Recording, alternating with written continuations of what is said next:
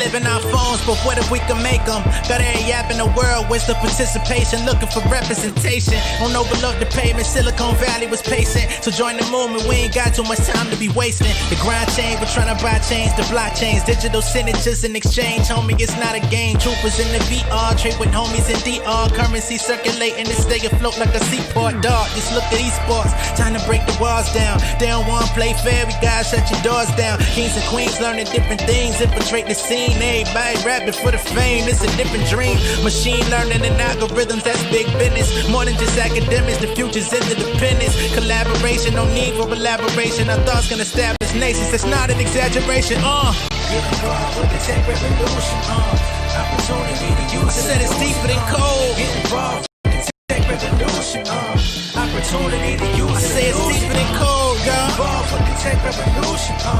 Opportunity to use it. It's deeper than cold. Get involved with the tech revolution. Opportunity to use it or lose it. Yo, we late in the game. Since the 80s evolved to digital. Ever since the computer invention, tech has been pivotal.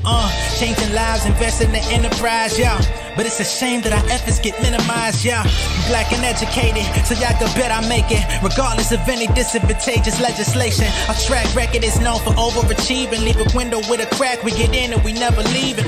We starting conferences ready to build confidence. Running business autonomous. Nipsey Hussle was on it. It's time to establish dominance. We ain't bothered with compliments. Should have STEM courses as necessary requirements. Yeah, just imagine when the culture get to make decisions. And all the people we can move into big positions. The players power, but manpower is numbers. The strength is in our community, redirecting our hunger. Yeah, get involved with the tech revolution. Opportunity to use it. I said it's deeper than cold. Get involved with the tech revolution. Opportunity to use it. I said it's deeper than cold, y'all. Get involved with the tech revolution. Opportunity to use it. It's deeper than cold. Get involved with the tech revolution. Opportunity to use it or lose it. Deeper than cold.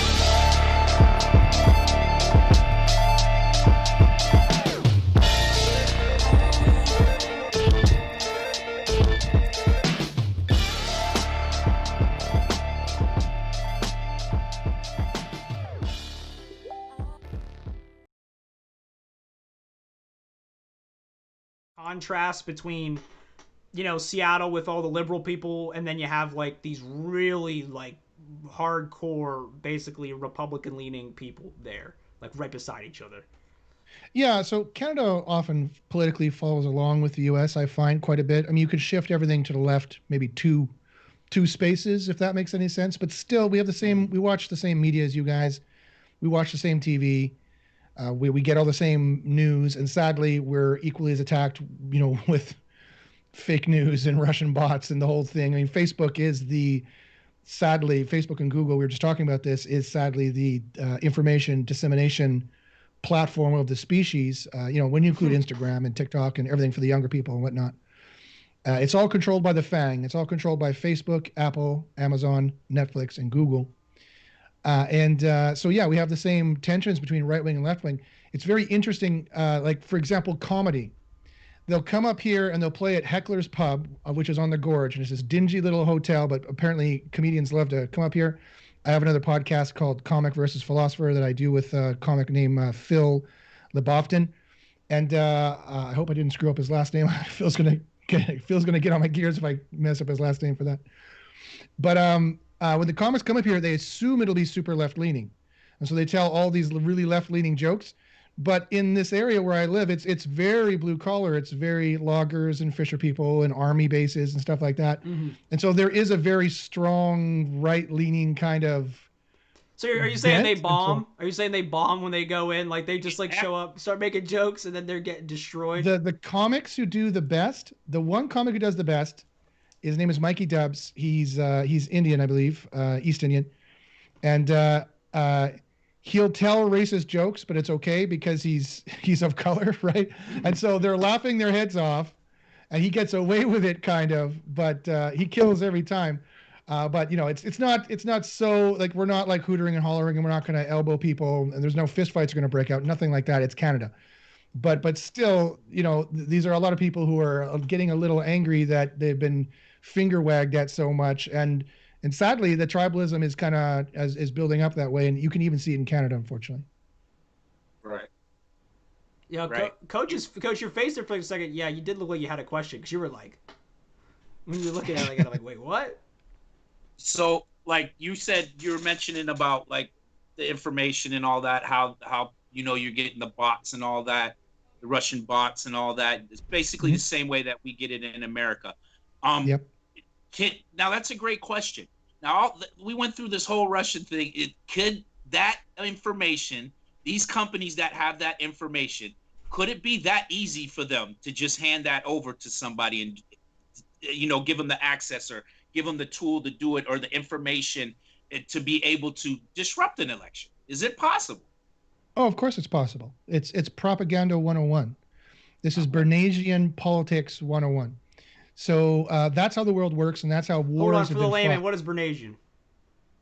So this fellow by the name of Edward Bernays, he existed. There's a great documentary about him called "The Century of the Self."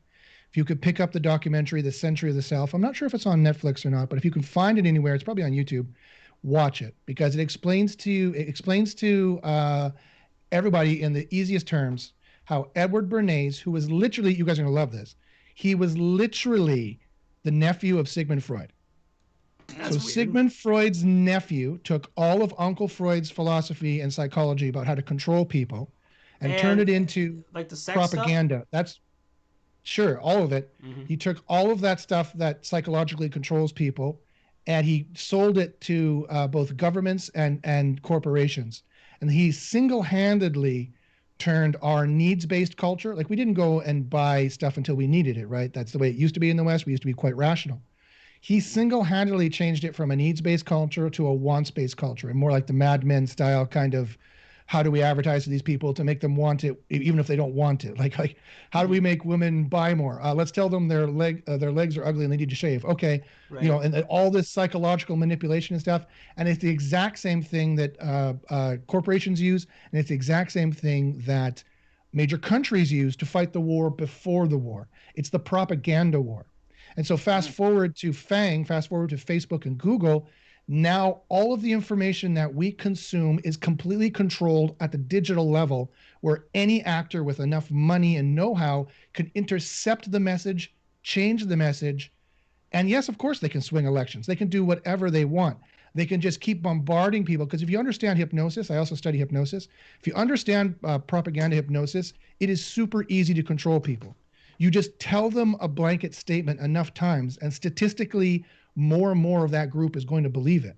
Around the number is around 40%, which ironically is what I call him Mango Mussolini or the Orange Menace. Everyone else calls him Donald Trump. He Uh, said, I, "That's I, funny." I hope you don't mind me mentioning his name because I'm so sick and tired of his name, and I will literally never say his name again. So that's what I'm talking about. Mango I appreciate. Mussolini's I'm gonna approval use. rating. I'm gonna like Mango Mussolini. I like that name. It sounds great. That's Phil's. That's from my friend Comic Phil. So Mango Mussolini's approval rating has never wavered very much beyond 40%, and that's because that's what Freud discovered and what Bernays changed, and what everybody who plays in this game, this psyops game, knows that through propaganda, and all the rich people in the world and the corporations know, if you just bombard them with a message enough, you'll get 40% of people buying something or something like that. Like the number fluctuates depending on the study, Yeah, but but as 40% is X enough. percent, yeah, is going to just believe it. And so now you have Facebook and Google where you can control that message for the entire planet. 95% of the West uses Google as a search engine to find the information, and to get information and talk. Everyone else gets it from Facebook and Instagram, and to a lesser degree Twitter. They're on all of them, right? Right. So that's now the name of the game. It's the war before the war, and that's the sad situation we're in, where hostile actors can divide us. They can freak us out. They can make us angry. The more emotional they make us, the more we buy. The more emotional they make us, the more we vote in wrong ways or bad ways or ways that are counterintuitive. The less reason is involved. The more the limbic mammal brain is involved. This is neuroscience 101. The less the neocortex and the higher parts of the brain are involved. Everybody in this game knows this except for us people at the bottom level who are consumers. And that's on purpose because they want us as dumb as possible. So we keep buying their Apple this and their Yeah. Facebook that and their next Right. Netflix that, right? Yeah, yeah. Well, I had a joke about the Apple stuff because I always joke around and say like I have this like piece of garbage phone that I bought at a store for like $35. It's a track phone. but this phone could pretty much literally, like, I've used it and it literally does just about everything an iPhone does except take good pictures. That's it. It But literally it does doesn't everything. have an Apple on it, bro. Wow, That's you're what right. you pay. You're right, bro. It That's don't what have an you're Apple paying on it. for. Oh no, and also the screen's not quite as big as an Apple, so I guess that's it too. Guy Ramsey says Mango Mussolini is my new favorite word. That's what I said. Like that's like the new title. That way I don't have to say the words Donald Trump ever again. Yeah, and I mean, and you're definitely right. But you did a TED talk. Now hold on, guys. I would like to say, hey, everyone that's just stopping by and jumping in. How's it going? Dev here, Coach B. You know who it be. And we have our special guest today, Josh. Josh. Oh my goodness. Why do we always get people with last names that are okay? Hold on, give me the chance to pronounce. All right, let's see. Bachynski. Close. Bachynski is how you do it. Bachynski. Okay. Bachynski. Bachynski. All right, so we got Josh Bachynski. And Josh, I would like for you to introduce yourself, tell us a bit about yourself, your past, what you're working on now, and then we'll continue with what we were talking about there just for a second. Sure. My name is Josh Bachynski. I'm happy to be on the show with you guys. I'm a TEDx talker. I did a TEDx talk in Northern Ireland a few years ago in 2015 called The Future of Google Search and Ethics. So it's exactly on this topic we've just been talking about. I have a master's degree and PhD, ABD in neuroscience, psychology, and philosophy. I have 3 black belts. I've been meditating for 20 years, and I'm a philosopher, and I'm going out and trying to meet cool people like these guys here and be on podcast and preach the word of what's going on, because not good things are going on. We need to make some serious changes fast. And so that's what I'm all about. Awesome. So, yeah, go ahead, Coach. I was just gonna say, let's start right there. Tell us one of these things that's going on out there that needs to change. That you see. So, and it ties in directly to what we're talking about. So I think probably the largest problem we have right now, and this is not a newsflash to anyone, I'm sure as soon as I say this, everyone's going to nod their head. It's the tribalism. It is not healthy for a society to be so tribal, to have the right so far right and the left so far left that we can't even talk anymore. We can't even agree on anymore. We don't even have basic facts to agree on anymore. They are in their media bubble, and they literally have a different truth than these guys are in the media bubble, and they have a different truth.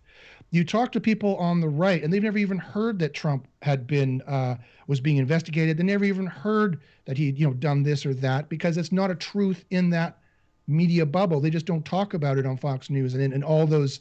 And it's not even Fox News. It's all the Facebook sharing that goes on. Mm-hmm. I don't know about you guys, but I have a lot of crazy racist uncles on Facebook, and they have a whole different lingo. Like they have the reality is they're not playing on the same reality that we're playing on. Like I'm more center left. I'll admit that. So that's where I'm coming from. But I really am trying to not be part of that bubble. And I currently monitor the right wing bubble so that I know when to get my gun out, because they're getting their guns out. Like right. The civil unrest is happening. Good point right there. That is a great point. And you just made the point why we do the show too, is because we will talk with anybody, because I have to have that information. When I'm doing research to make an important decision in my life or give advice to somebody, I got to go see. I can't just look through it through my lens. I have to go see some of the bad stuff to make a educated decision, instead of just going with what I think, with what my ideals are and ideologies. I go look at everything and then make a sound decision. And I think that's a great point that you just made. People need to start doing that. They need to start having conversations instead of just jumping in that media bubble, as you said, and you're stuck there. Now you're brainwashed, like we were just talking about. You're brainwashed, and you hear those words, and you go right into mode of defending that, like you just said, the Mussolini, whatever his name is. Right. Yeah. Defending everything that comes out of his mouth because they're brainwashed. So I totally agree with that. Yeah, and another thing too about the show also that does tie in is the people don't want to. They're very close-minded. We can't have conversations anymore because people literally will hate each other if they disagree on something. Our whole show is like me and Coach, we don't always agree on everything, but we do agree on a lot of things. And the thing is, when people we have on the show and whatnot, we disagree, but that's okay. Like it's okay to have conversations where we don't agree. I'm gonna bring this up real quick, and just as an example, but like I am an atheist. I don't believe a God exists. I talk with people who are religious, and sometimes I find like I'm more welcoming than they are, because when they see me, they're like, like they want to throw the holy water at me, even though Jesus is like, you gotta, like you gotta, be accepting to all kinds of people. And I'm like, oh yeah, come talk to me about it. I'm down. But they're like, no, you know what I mean? Like, you're damned and all this. It's crazy. Like, and that's what it is. Even, but it's, on a more level, like we're talking about politics now. Politically speaking, people do the same exact thing where they're like, oh, you're a liberal, and they don't want to hear the actual valid informational statistical points that maybe you have. They don't want to hear that. They just hear, you're a liberal, you're wrong, I'm right, that's it, and that's the end of the story. There's no communication. And that's the terrible place we're in right now. It cannot stand. A work group can't function like this. A country can't function like this. Society cannot function like this. If you do not have truths that are the same, if you can't even agree on basic facts, then that, imagine how quickly that work group is going to fail. Like, the figures for yesterday were 10,000. No, they're not. They were 50,000. I mean, if you can't agree on basic facts, you cannot make decisions as a group. But the craziest thing about this is that something that virtually nobody knows about this is how it started. I'm about to blow your guys' mind. Okay, I like this. I like where this is going. This was literally a psyops attack from the last greatest philosopher who wanted to destroy us. A man by the name of Friedrich Nietzsche. Some of your listeners will know that name. Yep. You guys probably will too. He was the last greatest philosopher we had since Plato and a whole bunch of other ones up until Nietzsche. And Nietzsche, I'm paraphrasing, and Nietzsche scholars might get a little out of shape because of course all we do is argue. Sure. But basically he said, and I'm paraphrasing, but I'm not that far from actually verbatim what he said. He said, I hate liberal democracy. I hate liberal Democrats. That's us. That's US, Canada, UK. He says they're smarmy. He calls us weak. He says they're weak. They're smarmy. He didn't like our empathy. He didn't like our whining. And on the left side, on the right side, he didn't like our braggadocious patriotism. He found it smarmy and disgusting. And he wanted to destroy us. He literally wanted to destroy us because he thought we were ugly. And this guy sadly was brilliant because it's sad because he was our enemy, and that's why it's sad. So he said, I'm going to destroy them. You know how I'm going to do it? I'm going to invent these concepts that really don't exist yet and are not very popular. Culture, ever heard of it? Lifestyle, subjective truth. He invented those three concepts and popularized them in multiple, like 20 books. And he flattered everyone. He made this distinction of the weak and the strong are people who don't believe in this stuff, and the weak are people who do believe in this stuff, but further bifurcating and fracturing us, right? And so not only did he destroy the notion of moral truth, he then destroyed the notion of truth proper, like facts, as if facts were completely doubtable or impossible to know. And he said it would take 200 years for him to destroy us. And so by 2050, by the time climate change is fully turned on full, he's going to be about right. His prediction is going to be about right. And you know why? You know why it destroys us? Because again, in academia, his philosophy got pulled into the Nazis, sadly, which is not really his fault. He actually hated the Nazis because they were equally as braggadocious and disgusting. Mm-hmm. But it got pulled into the Nazis, and then Heidegger used it to further that philosophy. And the rest of it got pulled into far left-wing postmodernism in the French. Jean-Francois Lyotard, Sartre, Foucault, and Derrida. And they were equally as critical about truth and critical about the moral truth and critical about liberal democratic ideals, rights-based, human rights-based liberal democratic ideals. The same ideals that are part of all these democracies, Canada, US, the UK, all the same in that regard, right? And they all hated those things. They all wanted to destroy those things. So they destroyed our notion of moral truth. That means we can't agree on what we should do and why, because we have no moral truth anymore. And it's even gotten so bad that he's destroyed the notion of truth. And you guys have heard these words before. Now that Mango Mussolini got into office, there's not facts, there's post-facts, there's alternate facts, right? There's not truths, there's post-truths. They are literally verbatim with a plain face standing in front of a camera saying these scurrilous lies that, things are true or not true, or that the truth doesn't matter to our faces. Like it's never been that bad in history, and it's gotten worse and worse and worse and worse as Nietzsche's psyop attack has gotten more and more and more penetration into our cultures. I'm even using his word, the word that wasn't used before he popularized it, right? Mm-hmm. into our thought bubbles. And that is what has completely bifurcated us, because if there's no truth to make us a single tribe, then it's only our truths that flatter us the most that are going to make our tribe. And that's why you have the left wing, and their truths flatter them the most, and they like those truths, and that's what they're going to believe. The right wing has truths that flatter them the most, and that's what they're going to believe. And there's no common ground between the two. And so the interesting thing is that, and the sad thing, the mind-blowing thing, is that this was a psyops attack specifically perpetrated by Friedrich Nietzsche, who wanted to destroy us, which is just mind-boggling when you think about it. And he's winning. He's almost won. We're this close to having a serious social collapse. This close. Well, Yeah, I very. mean, say, because what's going on in Minnesota is evidence of that. We'll get to that too here later on. I was going to ask you though, because I study philosophy and everything. I think if you're somebody who goes down the path of like studying religion and whatnot, like you very quickly go down the path of philosophy. And I'm interested because I have never heard this before, like, and I know of Nietzsche, but I've never really studied his works. So you're saying that, and now, where is there like a book that I'm asking, is there a book that I can read that like where Frederick like puts this out, papers of his that I can read of his where he puts out like all of this information and all of that? I'm kind of curious, like I'm not saying I don't believe you, but I am skeptical like of all things. So no, by all means. The book where he talks about the weak and the strong, and it's probably the most accessible one, is his most popular one. It's Beyond Good and Evil. Is it the one where like he talks about the lambs and the eagles or the hawks? No, I don't remember that one off the top of my head. That could be Thus Spoke Zarathustra. He might have used it as a metaphor within that book. I'm not sure, but regardless, I do know that's a quote. Yeah, the most accessible one is Beyond Good and Evil, a prelude for the philosophy of the future, and that subtitle tells you everything. This was his prelude. It was his main theme for the philosophy of the future, which was going to be the philosophy of the strong to conquer the weak. He wanted to go back to strong cultures like ancient Egypt, Rome, or even strong Middle Age cultures, that they would literally take generations to live and die to build something. Like it would take generations to build the pyramids. It would take generations to build some of these cathedrals, these great, beautiful cathedrals with great, awe-inspiring art. That's what he thought was beautiful. That's what he thought the human race should be and do.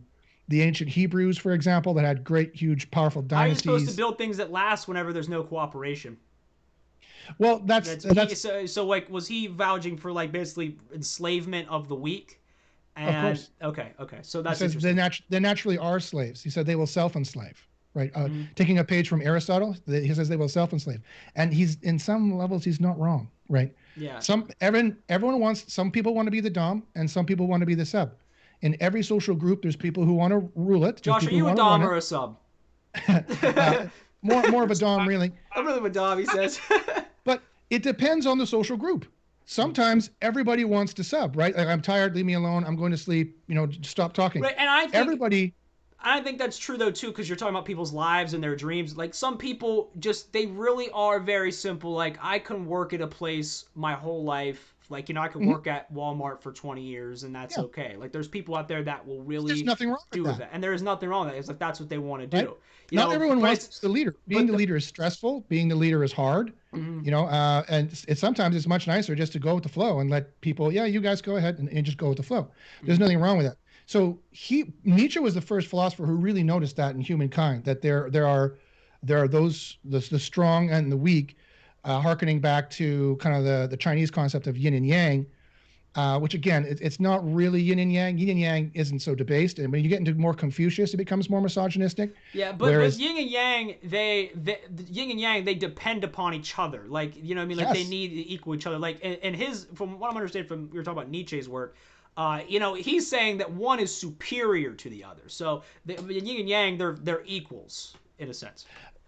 Yes, you're absolutely right. In the original I Ching philosophy, as far as I understand it, before it gets debased by a more misogynistic kind of post-Confucius study, yin and yang were equal, morally so and practically so. You need both. You need both sides of it. But Nietzsche would say the same thing, with the only exception that, yes, he says the strong are superior and they're more beautiful and I like them more. He never gives a reasoned argument why this is, because he's staying on course, right? He's saying there is no reasoned argument. There is no moral truth. How can I give you a moral truth? And I just said there was no moral truth, right? Mm-hmm. He's brilliant. Don't forget, Nietzsche was brilliant. He spoke something like 18 languages. The guy was just insanely brilliant. I heard his name before, but what time? I never really delved into too much philosophy in that manner, but I've heard his name before. What time period was this when he was? This was the 19th century. This was 1850 to 1870s, 1890s. His first book was called The Birth of Tragedy. And he's this brilliant kid who is this wunderkind in Germany, right? And they're like saying, what is Nietzsche going to do? Like his first book, he's working on it. He puts out this book that baffled everybody. No one understood what he was talking about. He was talking about the birth of tragedy and how art had been debased, and how there's two artistic modes, the Apollonian and the Dionysic. That goes off of Apollo and Dionysus, the old Greek gods, right? Apollo was the god of medicine, of light, of mathematics, and the reasoned part of music, the mathematical part of music. Whereas Dionysus was the god of sex, drugs, and rock and roll, oblivion, seeking oblivion, I dig that god. He's all right. Seeking to remove the ego, seeking to dance until you're in a trance, seeking to take drugs to blot out all thinking, right? The two bookends, right? And so he wrote this book, how we need to re-understand this relationship. And he just completely confused everyone who thought he was going to write some book about linguistics, because he read ancient Sanskrit, he read stuff that nobody else could read at the time. So this is the playpen we're in. We're in Nietzsche's playpen right now. And I want to go back to something that Dev said, because it was really intelligent, it was really smart. You noticed a bit of a catch. It's like, okay, well, Nietzsche, hold on. But if you're going to make it impossible for us to work together, how are we going to build these beautiful things, is what you said. And that's the catch, is that Nietzsche's giving us a little bit of tough love, right?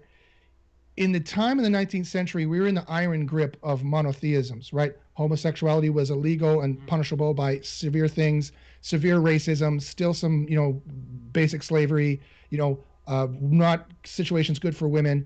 Nothing was very good right then. And he knew the only way to break that and freeze that so that we can all be our authentic artistic selves and make great art, which is ideally what he wanted us all to do, is to break the grip of the ironclad monotheisms. And so this is what he did. I'll use a metaphor. It's like the human race is a child with a safety blanket. Mm-hmm. And he said, okay, human race. He took that child and threw it into the deep end.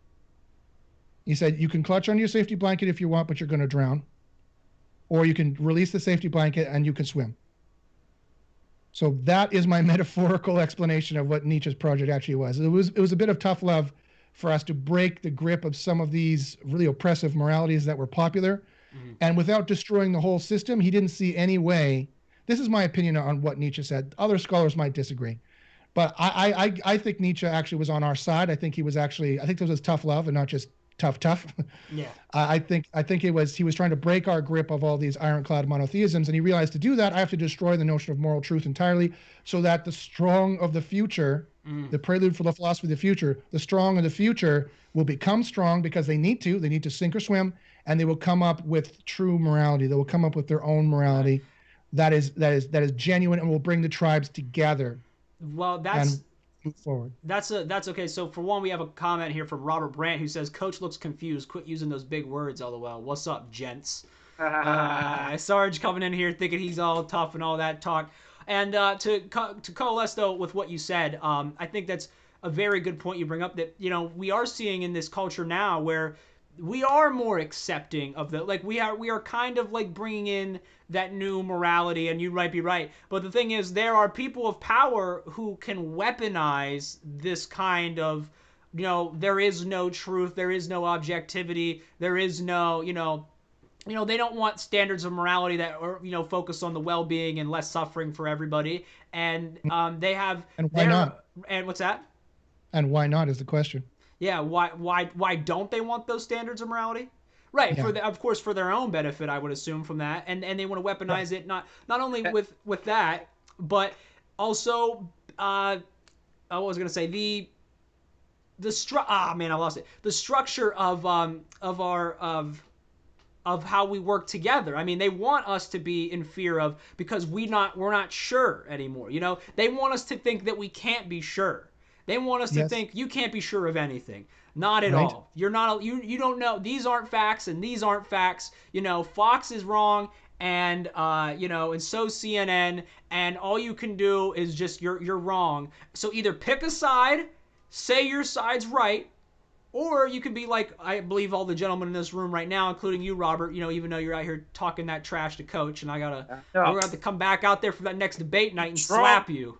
and slap you. But I'm just kidding. But with all seriousness, they don't want us to work together and build No, they don't. this greater structure of they want us to fight each other essentially, and that way then Of they can course, run off this with keeps all us the money. weak. Yeah, they can run away with all the money. I mean, we were talking about like companies like Amazon and Google and all this stuff. Hmm. They're slowly like because the workers keep giving these big corporations money instead of letting the money circulate through the local people, the people around us. They Hmm. start getting all the power, and we get none of the money back. Like then they can dictate the That's right. wages. They can dictate what jobs you're going to have. They can dictate all of those things just because they own such a huge share and control over the global market and the information. No, you're entirely right. And not only do we give them our money, we give them ourselves. We give them our digital profiles. We slut out our digital profiles to these pimps who then sell us literally to everybody else. Everyone in the FANG shares marketing information, right? Data is a more pricey commodity than oil. Data is the richest commodity, and that data is us. Data is a nice blanket euphemism. It's us. It's our psychological buying decisions, our profiles, everything about us Mm-hmm. that they use to buy and sell, that marketing companies buy and sell, because it sharpens their advertising in the Bernaysian structure to sell more to us, and they want to keep us weak. Another thing too, though, like you just made a point right there that gets me too. Like we willingly do this. We get on Yes. Facebook knowing, and that's one of the things you just said. We will ignore the facts of saying they're selling our information. We're not getting it from it. It should tell you one thing: it's free. If it's free, what are they getting out of this? You know what I mean? What are they getting out of this? And it's our willing participation and to not look at the facts. Now, saying that, how do you use your social media? Knowing all this information, do you still use it, or do you have a system to it, or maybe you just can't say it? I don't know. No, I can say it. That's a good question. So I do have some security settings that are very, very high, but quite frankly, I cannot exist in society without participating in it. And so they are going to get they've got the system lock and key, guys. It's long past the time where we could do anything about it, right? Right. There are no French revolutions. There are no grabbing our guns and storming the Capitol. That game is far, far done. Right? The time for action to stop it has long passed. Now all you can do is participate in the capitalism where you get to become a monster too. That's you'll forgive me for saying the American dream is not that it broke the master slave paradigm. You just get to be one of the masters. Yeah. If you get rich enough. Right. And I was going to say, Robert made a comment here. And also, Thomas, I'm going to slap Robert Brandt of the Big Sarge show. That's who I was going to slap. Robert said, I'll put you back in your safe space like I did Coach. And he says, I don't hate LOL, but no, it's all good. The money should be coming back to the people with the stimulus bill, but I am a free market capitalist, so I'm not on board totally with redistribution of wealth. And what I was saying, I'm not talking about redistribution. I'm saying we as a people, because really where the revolution's going to come, and Josh made a great point, where I think the revolution has to come is from up here.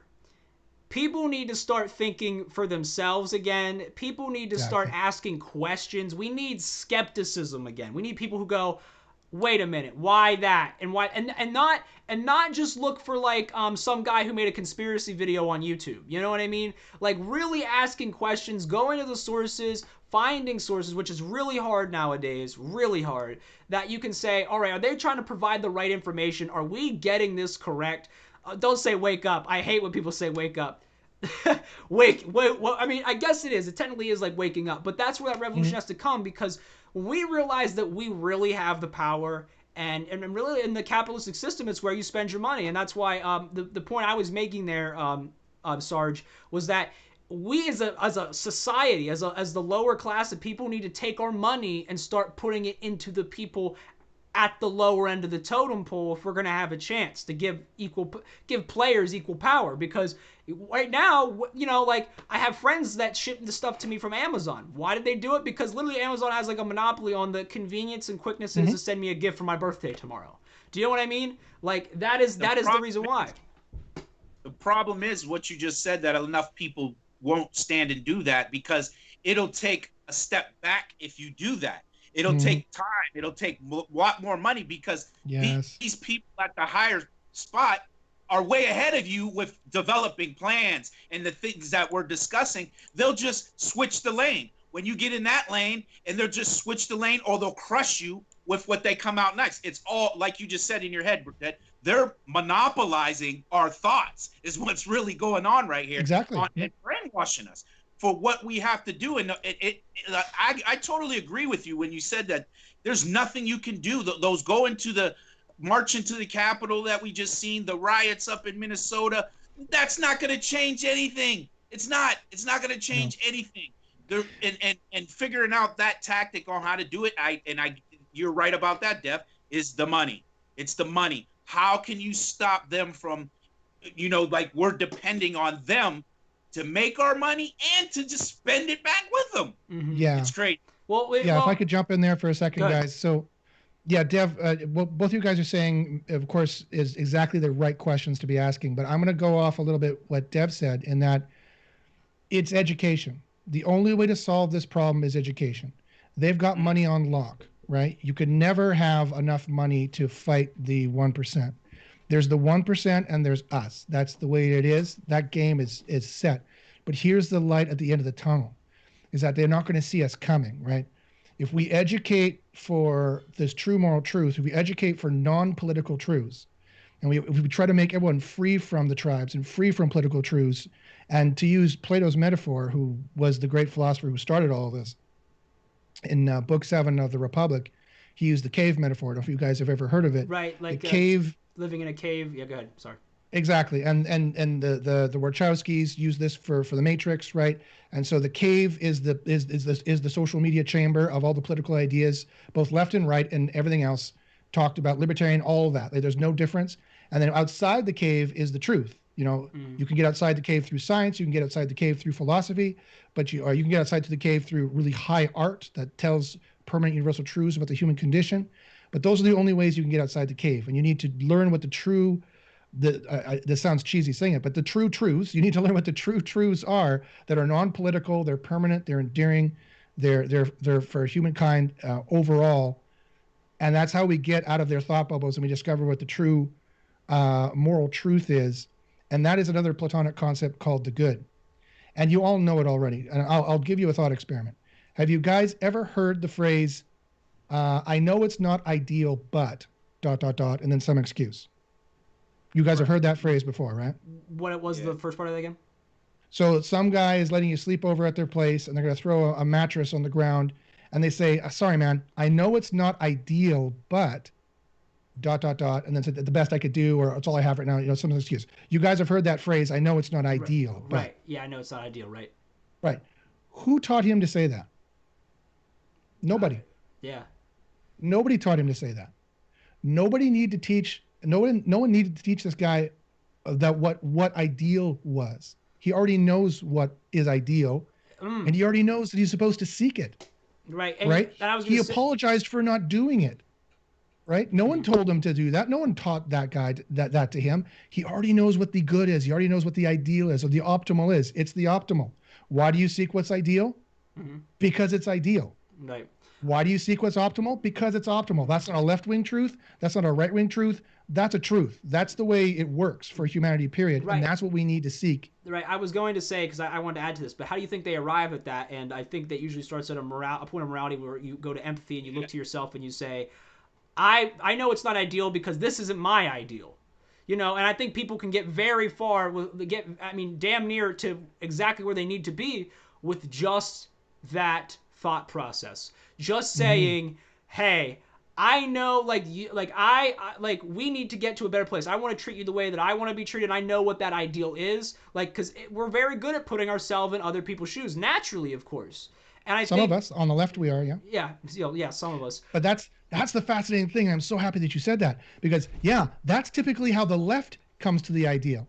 You know how the right comes to the ideal? Mm-hmm. Because they want things to be perfect. You ever worked in an engineering job where people are getting pissed off, or technician job, when things aren't perfect, things are not running perfectly? They want things to be optimal because they think that it should be, right? I used to fix computers for the University of Winnipeg. It was my first job when I was a teenager in 1996, 95. And I would get so out of shape that they ordered 3 computers when I needed 4. And I'd be like, oh, what are you guys doing up there? You guys, I was so bent out of shape. And you hear this argument on the right all the time, like the managers don't know what they're doing, and the people with money don't know what they're doing. And I was so angry all the time until I realized, well, no, it's not supposed to be perfect. Who told you it was supposed to be perfect? Of course, it's not perfect. But that's how the right comes to the optimal. So the left comes to it through empathy. The right comes through it through perfection, but it doesn't matter. We both need to come to it, right? Right. And that's where you said you were angry all the time when you were younger. Mm-hmm. So you got all that from somewhere. Was it the schooling? Was it your parents? Was it your uncles you said that had those views in your life? They gave you those core beliefs, and then you realized for yourself you had to break them by just actually experiencing life? Because I think that's what happens in a school. Yeah. They make you go to school. They make it illegal for you basically to, mm-hmm. if their kid isn't in that school, they really want to keep track of that, to keep that message going. And most people get their views, their core beliefs from their family, from the school, until they actually go experience life. Then they're going to stay with it because they stay in a circle. But if they go out and experience new things, they're probably not going to stay in that angry, yelling, everything has to be this way. They probably won't if they go experience other things. Do you agree with something like that? Yeah, and so, Coach, that's brilliant. I love you saying that. You know what the really interesting thing is that Plato said? Everybody says that you get your education from your family and from your early schooling. He argued, and I think all the philosophers I've mentioned so far, Nietzsche, Freud, Bernays, they all agreed and picked up on this instead. Actually, it's from media. We get more of our education through music and art. Music both educates the mind and educates your limbic system, your soul, and makes your emotional responses. You listen to angry music all the time, you're going to be angry. You listen to classical music, you're going to be more mellow and whatnot. It's that kind of education, like movies especially, because they have both words and music. That has mass adoption and conditions the soul to a different kind of education. Of course, what influential parents and what an influential professor or teacher said at one moment here or there, of course, that makes a difference too. I'm not saying it doesn't make any difference. But actually, I agree with Plato that it's, and who controls the art? Those 1%ers we're talking about, right? Mm-hmm. Right. And so this is a game of controlling the message, controlling education, controlling the truths that are heard, even controlling the notion of truth. They control it on all levels. And so how we educate people into what the solution, the key that unlocks this puzzle, which is the good or the ideal, which requires no justification. The ideal is the ideal. That's just the way it is. I don't have to, no further justification is required or desired. I don't need to hang any other ideal off of that, right? The way we have through history, sadly, after Plato died and bad philosophers took up the idea, is just by asking questions, right? If we're in a work group and they're like, okay, we're going to dump all of our poison in this river, why are we doing that? How is that optimal? How is that the best thing to do? Keep asking that question until they realize, okay, well, it's not good to poison people, obviously, and even if they can't think of in a perfect way or an empathic way, if they're just thinking about it in a money way, fine, show them when people find out and we get sued, and that will happen, maybe we should do a better way of maybe, not, poisoning the entire water table or whatever it is. It's having enough of these warriors for the good, enough of these people who are not in the right tribe and not in the left tribe. They're free. Enough free people who are not slaves of these tribes and are free out there asking the right questions and guiding everyone towards what's ideal and what's optimal. I have to interject. That's the only thing that saves our society. That is the only thing that saves it. I have to disagree. And Rene Gustav, oh my God, I'm so sorry, Rene. I still... Gustafsson, right? Wasn't that Gustafsson? Yep. Gustafsson. So Rene, I mean, we both agree here because I don't agree with you about the music and the movies and like the media, right? I mean, because I really do think what the truth really comes from, right? And this is just my philosophy from my experience.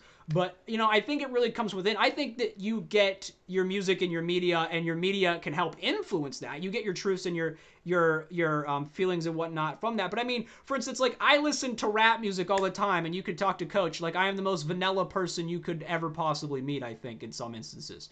But I really be listening to 50 Cent and Eminem and like, you know, all these other people.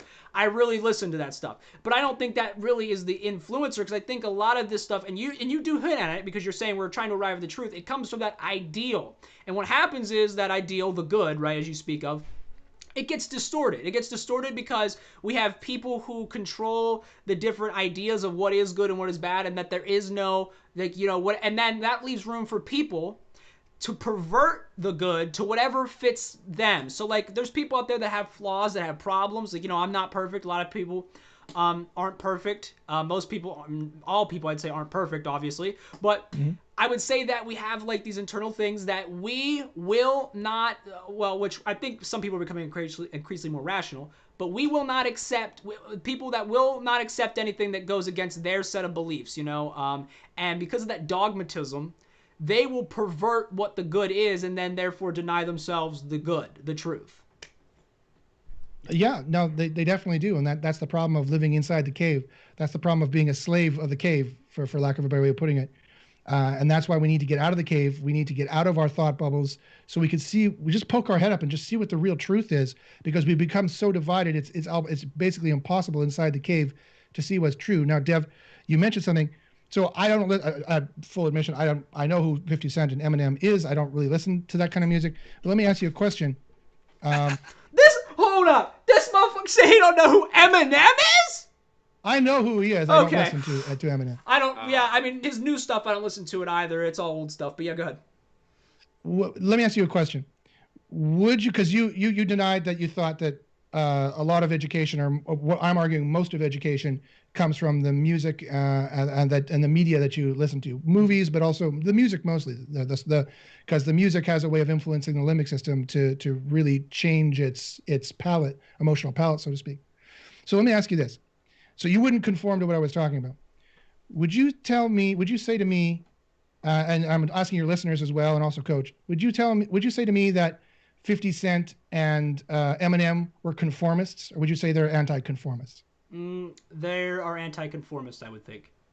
Right. And so you just, exactly as they teach in their music, didn't want to conform to what I was just saying exactly in the way that they've taught you. Right. And the only reason why I brought that up as a disagreement is because, you know, you're saying like the, you know, the media, the people who run it, you know, because there's people who would argue that whoever has, like, you know, there's people that argue like the media is taken over by this liberal system, even though I see a surprising lack sometimes of liberal thoughts, although in the younger generation I see it.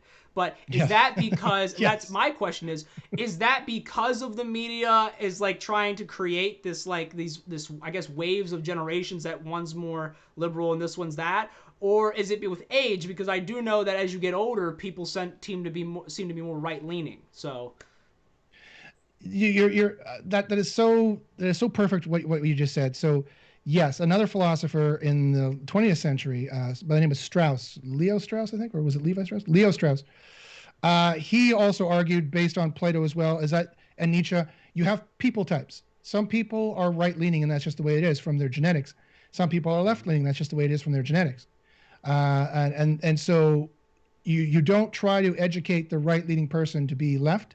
You don't try, because you'll have friction, you'll have problems, it'll be harder. You can do it. You can totally brainwash people to be whatever you want if you have enough time. Mm-hmm. And you don't try to educate the left person to be right, because they're going to be guilty all the time. Their empathy is going to be sore.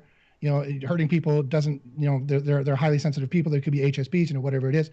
So yeah. So no, they would argue you have to know how to use each personal type. Mm-hmm. Which that's kind of the lingo that gets used here at the top philosophical levels and the top monetary levels as well. And that's why I'm saying we need to break out of the types. We need to break out of the molds. We need to escape the cave. We need to look at truths that are non-political to try and find any kind of common ground to get to. But I want to go back to the discussion we're having. So you agreed to me that Eminem and 50 Cent are anti-conformist, mm-hmm. and you are taking an anti-conformist position against my argument that music influences you. When I'm saying it's their music that influenced you to be anti-conformist, do you not see the contradiction there? Right, but I don't think I think it's because I'm just skeptical. I really think I'm just trying to look at this objectively and just ask questions and say, you know, like, okay, is that really true? You know, like, because, you know, Renee just brought up, like, you know, she listens to heavy metal, it's hateful music, but she doesn't mean that it's, you know, she's not mean or hateful. Now, are you saying I the didn't. energy? Hateful is. It influences you though. It influences you. We had a discussion about this with the AI. The stuff you're hearing on the radio, the hits and all that stuff, they have booklets of saying, open this booklet, use this formula right here, send a hit out. Now, if you're doing that over and over to people, you are going to get that brainwash, and you might. This is the key thing too, though. You can play something on the piano like that in the club from 50 Cent, and people will know what it is, but they could have heard it many times, but they can't recite actually what he's saying. It's more of the music, I think, is the powerful one because it gets you emotionally, right? Like just hearing it. You don't have to pay attention to what they're really saying. Just hearing that, and then you go and look, and then you're going to go into that direction of what they're saying if you open up your ears and actually listen. So it does affect a lot of what happens in this world today is a choice of music, of what you listen to. Because if you, like Josh just said, if you listen to angry music all day, you're going to be angry, bro. You might not be. Angrier. I mean, maybe you're not going to go around punching people. That's not what I'm saying. Unless you, some people are very easily influenced actually, and they can do that. I've seen it happen in mosh pits and like people going crazy, right? But and I'm like saying I'm not speaking from again. I can only speak from my experience. So when I say these things, like I'm just saying, like from my experience, I'm skeptical. I'm sure, and I'm almost convinced because I've seen it that does influence people. Just like Coach brought up a very good point with the various algorithms and stuff in music. I mean, there are things that our ears are tuned to that we are more receptive to hear, to listen to, that we want to hear that, even if it's the same basic thing with just different instruments, the same chords, sounds, etc. Would that be like the hypnotist you're saying right there? Like, can't music do that to you? If they hit a certain thing, you just, like, boom. The key to hypnotism is putting someone in a theta state, and music is a very key way of easily putting someone in a theta state. Yeah. So, I guess I kind of want to move on to this next thing. My dad commented. Oh boy, he said Black Sabbath is anti-war and most thinking most thinking devil music. I don't know what he meant by. Most people think devil music. Right. It's not really the lyrics. It's what Coach said. It's you listen to an up-tempo, upbeat song, you get up-tempo and upbeat. You listen to slow songs, you slow it down. It's that basic limbic system process. That's why you sing lullabies to children to get them to go to sleep. You don't put on death metal like it won't make them sleep. It's going to make them hyper and crazy. And that's that basic level that nobody even notices, and quite frankly, people don't want to admit happens. Which I don't care. I don't care if you're upset or not. It's no skin off my butt, right? I'm just telling you this is the truth and this is the way it works. There's a lot of science behind it. Go look it up if you don't believe me. Right. Okay. Well, no. I mean, I agree. I mean, I'll look at the stuff. I'm just saying from that particular perspective. Like, I'm not maybe what I'm getting at is I just wasn't exactly sure what part of the person is being perverted by the media or changed, or like, because you're saying about the good, like how we decide and find that's how we usually are. We figure that out, and I agree, because a lot of stories and movies, and we learn a lot through stories. I mean, there's what was that? There was a TED Talk about that, about the people that learn through stories. Also, Coach, someone commented earlier and said, "Are you going to talk tonight?" So I guess I have to let you, because I've been talking a lot, so I need to let you have the floor for a minute and put you back up here so you can get somewhere with because I feel like I'm overtalked. I'm sorry. Just philosophy. I get into it. This is my bag. No, that's you guys' thing. That's what a good co-host does when he knows the lane's not. You know what I mean? Let you guys do what you do. I'm just interested. What I was interested in is figuring. These things that I'm learning right now, something that I'm going to go look into and see how that's going to help me be a better me. And saying that, also, you wanted to talk about some meditation. I did have some. We can get a little bit into that because we're coming into that time. But there's people get that misconstrued of what meditation is. They think it's prayer, right? And it's not. It's not. You can use prayer as I guess part of it. But what exactly is meditation? So that again, that's you guys are saying all the right stuff. So, Coach, you're exactly right. Prayer is the Western evolution's not the right word because it has a connotation to it. But prayer is kind of an adaptation. Iteration. Iteration. Thank you, Deb.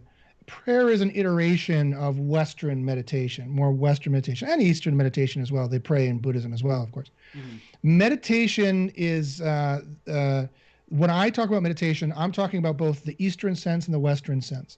So I'm talking about like not only the Eastern sense and that you're, quiet, you're trying to affect your emotions, trying to be quiet, you're trying to breathe in a certain way. There's all kind of talks of mystical stuff and spiritual stuff. And then also the Western component of it, where like Rene Descartes wrote Meditations on First Philosophy. It's not only meditation, it's contemplation.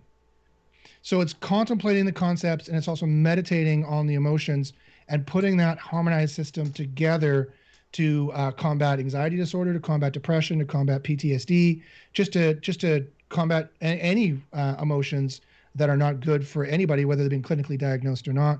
And it's also to hack your brain. It's to hack your brain. It's to optimize your brain. It's to optimize your whole living system, to be more soulful, more mindful, have more meaning in life, and discover more meaning in life. So that for me is what meditation is. It's a whole complementary system.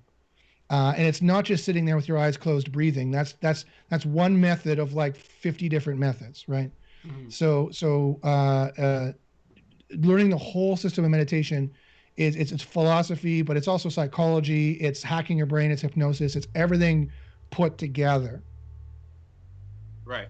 And this is one common thing. One more thing on that is one common thing that I noticed, no matter what their beliefs were, whether they were good or bad for us or whatever, musician, whatever, they all say the same thing. The people that got to the highest success, meditation was part of their routine when they got to that part. Yes. And I totally agree with it. I do it sometimes. I don't do it on a regular basis. I think since the quarantine stuff, I started doing it more, and I think I'm going to add it to my thing. And I did notice some things that happened a little more focused, a little more feeling of, let me take on this day because I just took that time out to do, my version of a meditation, and it does work. It does help you. Yes. Oh, for sure. I mean, physically, you can completely change your game into whatever sport you're doing or whatever activity you're doing. Mentally, you can completely change your game into whatever emotional tableau you're feeling that you either do want to feel or don't want to feel. And cognitively, you can completely change the liquidity of your thought and how quickly you can choose words and concepts and move about conceptual structures. And and I have a full system that does all of this, that goes through all these different levels, and so it really is quite fascinating. And quick, it's all cohesive and built together with everything I was just talking about as well. Didn't want to interrupt, but I did want to tell everybody that I do have, the links that you gave me, Josh, to promote your stuff for your meditation and all that are in the description of this video. So if you guys are interested in any of that, which by the way I am kind of interested, go and check that out. Go click the link and see what Josh is talking about, because some of y'all need to get your heads right. And I was gonna just tie in my little experience with meditation. I think actually when I was around 18 years old, 17 years old, I developed a panic anxiety disorder where like I would have like panic attacks like daily. And the only thing that really saved me was meditation, to where I just got out of my own head and I had to stop. And usually I would do it, but I did it differently. It was weird. I had to run or walk or like just like let that energy come out, but breathe and just think, like and just let myself come back down. And I think what it helped. So let me tell you how that worked. So that's a great answer. Let me tell you how that worked. So that worked on a number of levels. One, you were burning cortisol because you were exercising. Two, you escaped any Pavlovian possible triggers and any conditioning of what causes the anxiety in the first place. Three, you initiated a bilateral stimulation through your walking pattern of activating the left and the right side of the brains, and that triggers. EMDR has proven this. The Israelis use this for PTSD, for treating PTSD, and it triggers the limbic system to reprocess, to reappraise, to use the psychological vernacular. So, everyone's heard of the fight or flight appraisal that the limbic system does. The limbic system has a suite of appraisals it does. It's time to be libidinous. It's time to be hungry. It's time to be sleepy. It's time to be jokey. It's time to be... Your mammal brain makes all these decisions. And again, Freud and Bernays knew this, and that's how they were taking advantage of it, right? With music and with other things. And so, yeah. And then lastly, you were initiating what the Shaolin monks call walking meditation. It is a form of trance, and it can produce a more trance-like state or a more theta-like state. It brings you from the beta superconscious states down, and maybe alpha, and then down to more of the theta states, where you're more trance-like. And anyone who's done a walk in nature has done this, right? You get into a trance where you don't even really notice what's going on. You're kind of just moving along, and it helps you kind of through your day, and time passes faster. Well, we refer to it too as like runner's high, like like as you're like completing the race, it's like this sense of like not just euphoria, but like a clearness of mind comes over you, like because after a while it's almost like you stop listening to your thoughts and more your body, because I do a lot of distance running. If anybody ever tells you, like there's a lot of sports out there that are mental, but running is one of the most mental, I think, because it's just you and your thoughts the whole time. As you're not paying attention to a game, it's like, hey, your body starts like, you get stitches, you get pain, you get this, and it's like your body's like, hey man, like this is hurting, and then it's like you're listening to that in a sense, and that's a part of being what's that word? I call that being cognizant of your body or embodied. Cognizant, but there's a word for it, and I can't think of what it is now. But conscious, like I don't know. Proprioception. Maybe. Proprioception.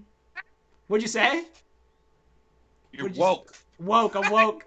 My third eye is opened, and now I am woke. I do want to read a couple comments, guys, real quick, and then we actually are over the hour of time, but Josh has been such a great host, Coach. I mean, do you want to go and maybe we could chat with him about the Minnesota stuff, and then we'll wrap it up, because we did say we'd talk about it. But I did want to read a couple comments. That's up to you guys. I don't think there's no sense. I think we got to the point. I got what I got out of it. I will say this, that it made clear, like, what's going on there, that it, like when we talked about that before, or when people are like, we're past that point. Like there has to be some other modern day plan set in place to fight these type of things, because that's what's going on there. You just reminded me that earlier in the day, I was like, oh my God, here we go again. Like, I hope this works, but knowing damn well that it's not. And you just reminded me that there has to be more modern day developments, or even from the past brought into the modern day to help combat some of those things. And that's all philosophy does. We don't teach you anything that you didn't already know. We just literally, the concept in Plato is called recollection. We just help you recall what you already knew. Yeah. Cool. So two of the comments I did want to read, and Justin Gower is getting out of here, but he posted a comment saying he's a Stones fan, but he doesn't do coke and blow, and then he said, well, not anymore, LOL. I rest my case. Yeah. So and then also the old man and him were talking. My old man and him were talking about various different musics and whatnot. And then let's see here. Justin also said he has to go, and I guess he's gonna get out of here. He's gonna go listen to John Lennon. He said later, Gators. So hey man, it was good having you here.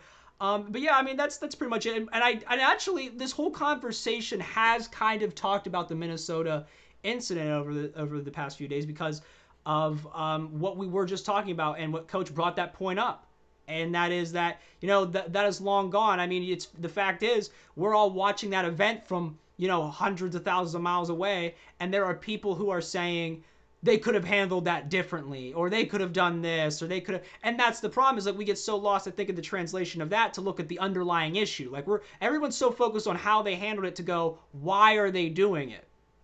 And I think that's one of the big problems that we have as a society. We're not asking the right questions. We're too focused on the how sometimes, and not really the why, like why it even matters or why we should do it. An angry armed response is the only thing we can expect more to happen, and just the only threshold they haven't crossed yet is the violent threshold. But that is inevitable under the current conditions. And actually, that's not even true. If you ask, of course, I'm sure you guys well know, if you ask the African American community, the violent threshold has already been passed long ago. And they have video proof. My community, and it is right. It has.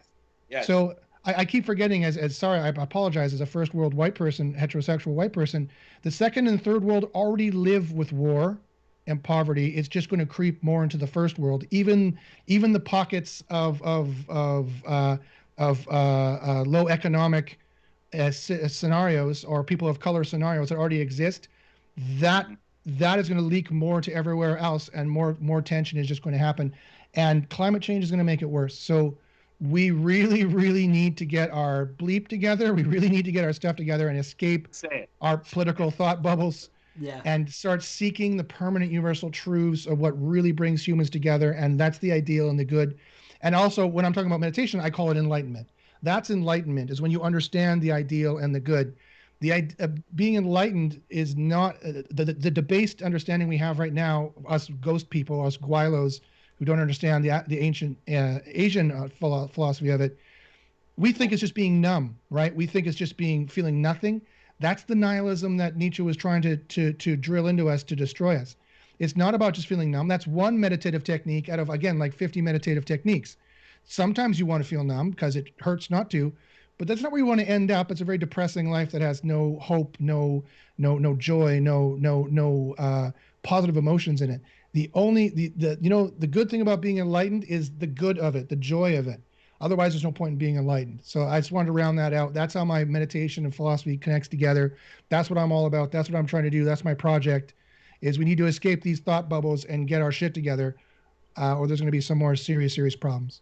Yeah, absolutely. Yeah.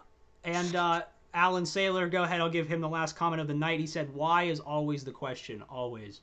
All right, well, guys, we are getting out of here. But again, I want to thank everybody who's come into chat today to come in and talk with us. We have had a fantastic show tonight. I've shout out to Gower, shout out to my old man, shout out to Robert, shout out to Renee, everybody else that popped up in the chat. Guys, love you guys.